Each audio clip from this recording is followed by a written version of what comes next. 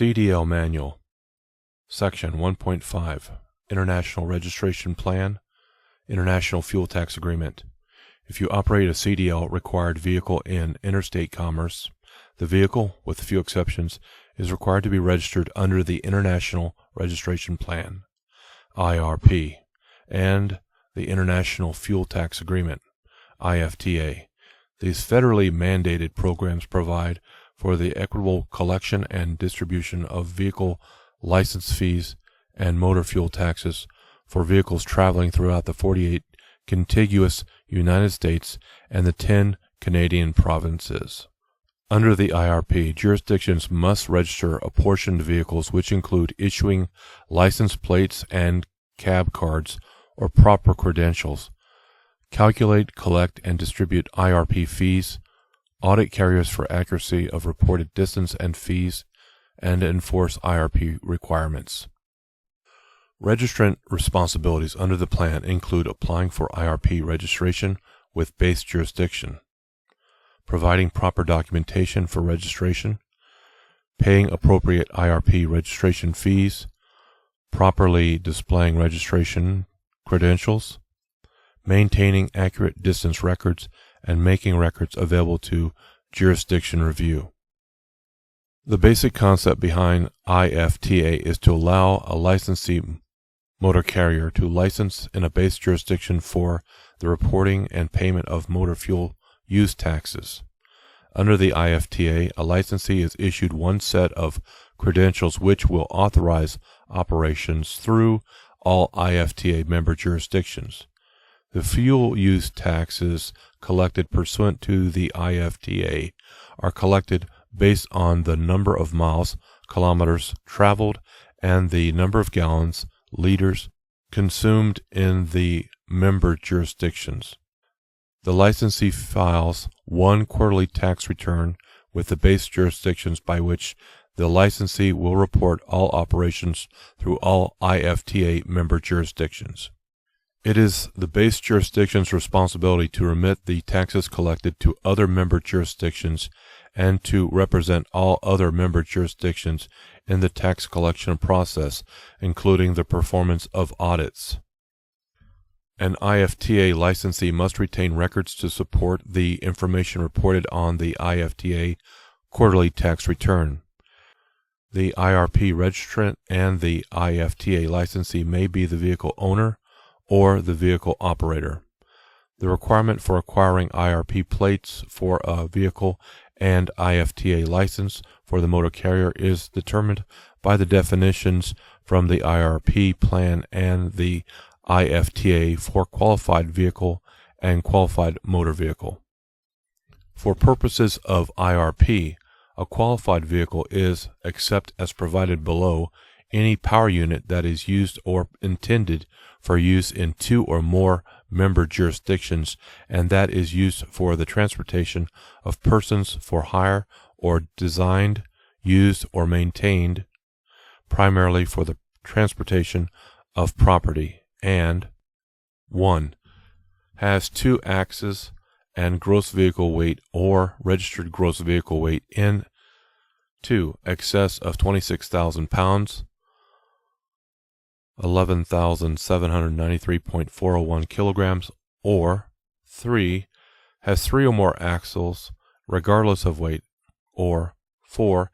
is used in combination when the gross vehicle weight of such combination exceeds 26,000 pounds, or 11,793.401 kilograms.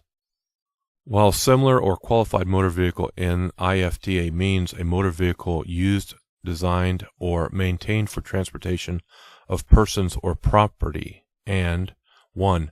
having 2 axles and a gross vehicle weight or registered gross vehicle weight exceeding 26,000 pounds or 11,797 kilograms, or 2. is used in combination when the weight of such combination exceeds 26,000 pounds or 11,797 kilograms gross vehicle or registered gross vehicle weight. Qualified motor vehicle does not include recreational vehicles. If the vehicle you operate is registered under IRP and you are a motor carrier licensed under IFTA, then you are required to comply with the mandatory record-keeping requirement for operating the vehicle. A universally accepted method of capturing this information is through the completion of the Individual Vehicle Distance Record, IVDR, sometimes referred to as a driver trip report. This document reflects the distance traveled and fuel purchased for a vehicle that operates interstate under apportioned IRP registration and IFTA fuel tax credentials. Although the actual format of the IVDR may vary, the information that is required for proper record keeping does not. In order to satisfy the requirements for individual vehicle distance records, these documents must include the following information. Distance. Per Article 4 of the IRP plan. 1. Date of trip, starting and ending. 2. Trip origin and destination, city and state or province. 3. Routes of travel. 4. Beginning and ending odometer or hubometer reading of the trip. 5. Total distance traveled. 6. In-jurisdiction distance. 7. Power unit number or vehicle identification number. Fuel. Per Section P560 of the IFTA Procedurals Manual, .300, an acceptable receipt or invoice must include, but shall not be limited to, the following. .005. Date of purchase. .010. Seller's name and address. .015. Number of gallons or liters purchased. .020. Fuel type. .025. Price per gallon or liter or total amount of sale. .030. Unit number or other unique vehicle identifier. .035. Purchaser's name. An example of an IVDR that must be completed in its entirety for each trip can be found in Figure 1 below. Each individual IVDR should be filled out for only one vehicle. The rules to follow when trying to determine how and when to log an odometer reading are the following.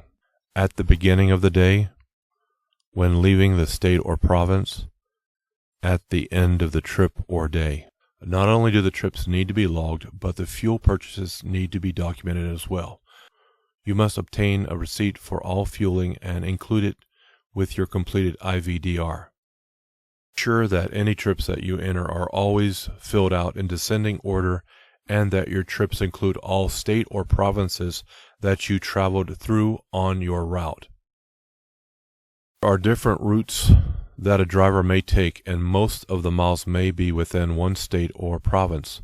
Whether or not the distance you travel is primarily in one jurisdiction or spreading among several jurisdictions, all information for the trip must be recorded.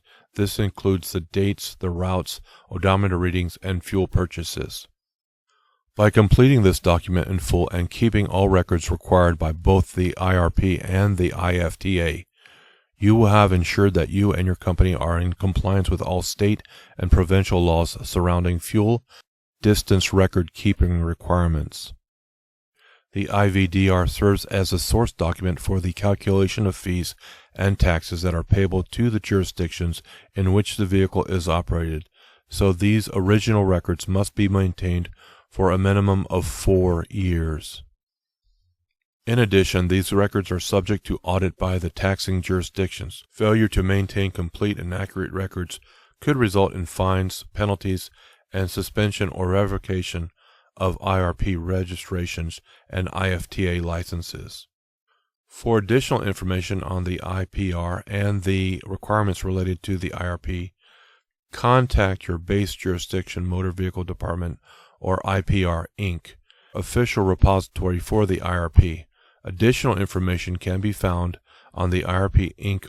website at www.irponline.org. There is a training video on the website homepage available in English, Spanish, and French. For additional information on the IFTA and the requirements related to the IFTA, contact the appropriate agency in your base jurisdiction. You will also find useful information about the agreement at the official repository of IFTA at www.iftach.org. And here we have a sample of the form, which is known as the individual vehicle mileage and record. This is figure 1, and we can take a closer look at it. And this is available in your manual.